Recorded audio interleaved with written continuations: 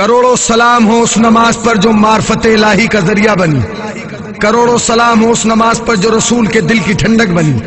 کروڑوں سلام ہو اس نماز پر جو انبیاء کا وظیفہ بنی، کروڑوں سلام ہو اس نماز پر جو مومن کی معراج بنی، کروڑوں سلام ہو اس نماز پر کہ جس کی ادائیگی کے لیے حسین نے زمین کربلا کا انتخاب کیا، کروڑوں سلام ہو اس نماز پر کہ جس کی ادائیگی کے لیے حسین نے علی اصغر کے لہو سے وضو کی، کروڑوں سلام ہو اس نماز پر کہ جس کی ادائیگی کے لیے زینب کی چادر کا مصلی بنایا، کروڑوں سلام ہو اس نماز پر جو بعد از کربلا سید سجاد کی پہچان بنی، کروڑوں سلام ہو اس نماز پر کہ جس کے لیے وقت آخر حسین نے وصیت کی، اے بہن زینب ہمیں نماز شب کی دعاؤں میں فراموش نہ کرنا، یہی نماز کہ جس کی عظمتوں کو کوئی گنا نہیں سکتا، یہی نماز کہ جس کی عظمتوں کا کوئی شمار نہیں کر سکتا۔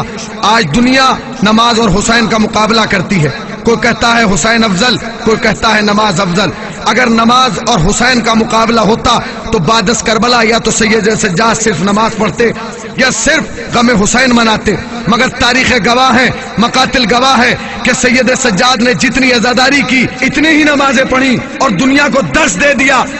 دیا کہ صبح قیامت تک نہ نماز حسین سے جدا ہے نہ حسین نماز سے جدا ہے۔ کیا نماز؟ وہ نماز کہ جس کے لیے شاعر اہل بیت حسین جان سیدی نے یوں کہا، حقیقتوں کا قلم بھی ہے اور زباں بھی نماز، میرے زباں کی صداقت کا ہے بیاں بھی نماز، حسین کرب و بلا کی ہے داستاں بھی نماز، حسین تیرا تو دل بھی نماز جا بھی نماز، کیا ہے تو نے یہ ثابت کٹا کے سر اپنا،